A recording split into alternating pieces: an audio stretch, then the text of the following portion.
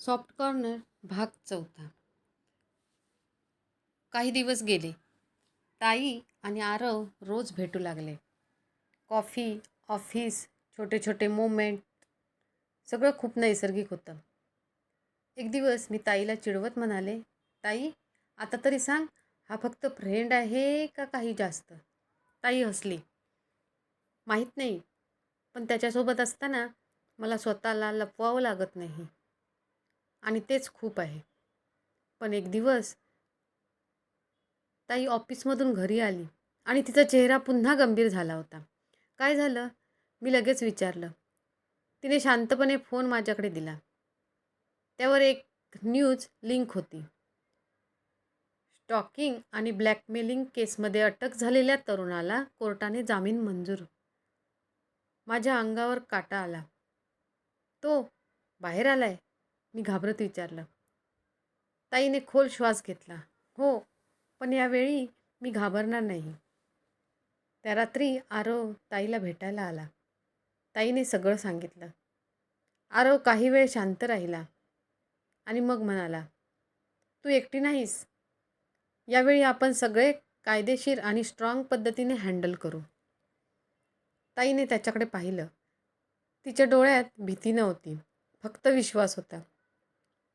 काही दिवसांनी ताई आणि आरव एका छोट्या कॅफेमध्ये बसले होते. आरवने हळूच विचारलं, मी तुला काही विचारू?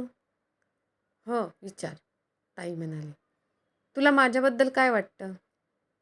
ताई काही क्षण शांत राहिली आणि मग हळूच म्हणाली, तू माझ्यासाठी सेफ आहेस आणि कदाचित तेच प्रेमाची सुरुवात असते.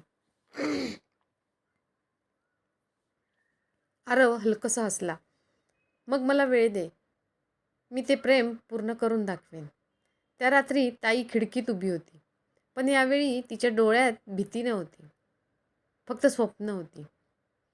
मी तिच्या बाजूला जाऊन उभी राहिले. ताई, हॅप्पी आहेस ना?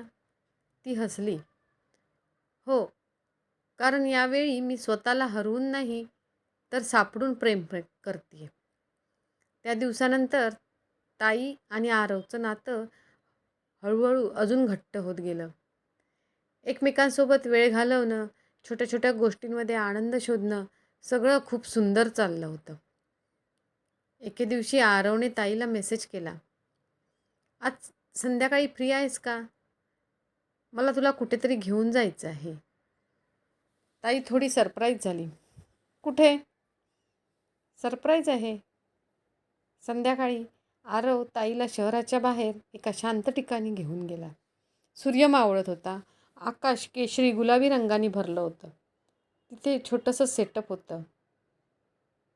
फेअरी लाईट्स, हलकीशी म्युझिक आणि 2 कप कॉफी. ताई थोडी इमोशनल झाली. हे सगळं माझ्यासाठी? आरव हसला.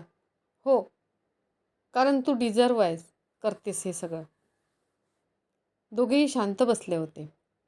आरवने हळूच विचारलं, तू अजूनही घाबरतेस का? ताईने प्रामाणिकपणे उत्तर दिले, कधी कधी. पण आता फरक आहे, कारण तू आहेस. आरवने तिचा हात हलकेच धरला. मी नेहमी असेन, पण तुझी ताकद तू स्वतः आहेस, हे विसरू नकोस. ताईच्या डोळ्यात पाणी आलं. पण यावेळी ते आनंदाचं होतं. थोड्या वेळाने आरव उठला. ताई गोंधळली. काय झालं? तो तिच्यासमोर उभा राहिला. थोडा नर्वस, पण डोळ्यात प्रचंड सिन्सिअरिटी. मी परफेक्ट नाही, पण मी खोटं प्रेम करू शकत नाही. ताईचं हृदय जोरात धडधडू लागलं. तुझ्यासोबत असताना मला वाटतं मी योग्य ठिकाणी आहे. तू माझ्यासोबत आयुष्यभर राहशील का? ताई काही बोलणार इतक्यात अचानक मागून कोणीतरी ओरडलं, हे सगळं इतकं सोपं नाही होणार. दोघेही दचकले. तोच मुलगा. ताईच्या चेहऱ्यावर क्षणभर भीती आली. मग लगेच ती स्थिर झाली. तू इथे काय करतोयस? तिने ठामपणे विचारलं. तो हसला. तू मला इतक्या लवकर विसरशील असं वाटलं नव्हतं. आरव पुढे आला. बस, इनप आहे आता. पण ताईने त्याला थांबवलं. ती स्वतः पुढे गेली. आज शेवटचं सांगते, माझ्या आयुष्यात तुझं काहीच स्थान नाही आहे. तो रागाने म्हणाला, तू माझी आहेस. ताई जोरात ओरडली, मी कुणाचीच प्रॉपर्टी नाही. इतक्यात पोलीस आले. आरवने आधीच सेफ्टीसाठी कॉल केला होता. त्याला तिथेच अटक झाली. तो जाताना ओरडत होता, पण यावेळी ताई शांत होती. सगळं शांत झालं. आरव परत ताईसमोर आला, थोडा नर्वस. तुझं उत्तर अजून बाकी आहे. ताई हलकसं हसली. तिने त्याचा हात धरला. हो, पण एका कंडिशनवर. काय? आरवने विचारलं. आपण नेहमी एकमेकांना स्ट्रॉंग बनवणार, वीक नाही. आरव हसला. डील. त्या दिवशी रात्री दोघांनी आपापल्या घरी सांगितले. दोन्ही कुटुंबांनी भेटण्याचा निर्णय घेतला. झालं. बघण्याचा कार्यक्रम ठरला. आरव आणि ताईचं नातं आता सगळ्यांसमोर स्पष्ट होत होतं. पण आता सर्वात महत्त्वाचं पाऊल बाकी होतं. दोन्ही कुटुंबांची भेट. त्या दिवशी घरात खूप गडबड होती. कारण आज ताईला बघायला आरवच्या घरचे येणार होते. आई स्वयंपाकघरात सतत काही ना काही बनवत होती. पोहे, समोसे, चहा, गोड सगळं रेडी होतं. मी ताईला चिडवत म्हणाले, ताई, आज तू खूपच नर्वस दिसते. ताई आरशात स्वतःकडे पाहत म्हणाली, नर्वस नाही, पण थोडी टेन्शन आहे. का? कारण यावेळी फक्त माझा नाही, आपल्या सगळ्यांचा निर्णय आहे. थोड्याच वेळात बेल वाजली. आईने दार उघडलं. समोर आरव, त्याचे आईबाबा आणि एक लहान बहीण उभी होती. आरवच्या आईच्या चेहऱ्यावर एक गोड स्मित होतं. नमस्कार. आईनेही हसत स्वागत केलं.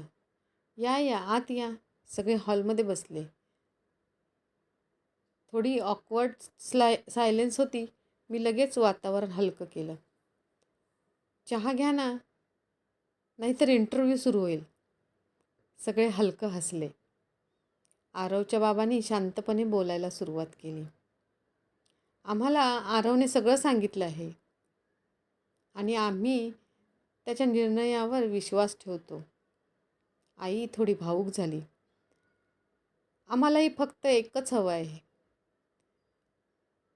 आमच्या मुलीला समजून घेणारा माणूस. आरवने ताईकडे पाहिलं. मी वचन देतो, तिला कधीच एकटी वाटू देणार नाही. ताईच्या डोळ्यात पुन्हा चमक आली. आरवची आई ताईच्या जवळ आली. तिने तिचा हात धरला आणि हसत म्हणाली, आमच्या घरी येण्यासाठी तयार आहेस ना? ताई थोडी लाजली. हो, पण मी आधीसारखी नाही. त्या लगेच म्हणाल्या, म्हणूनच तर तू खास आहेस.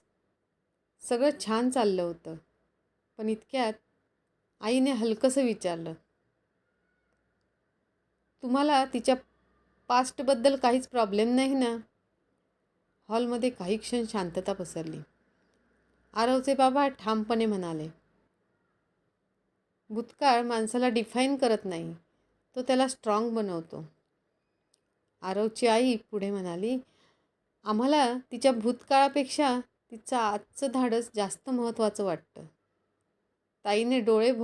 ताईचे डोळे भरून आले. आईने तिचा हात घट्ट धरला.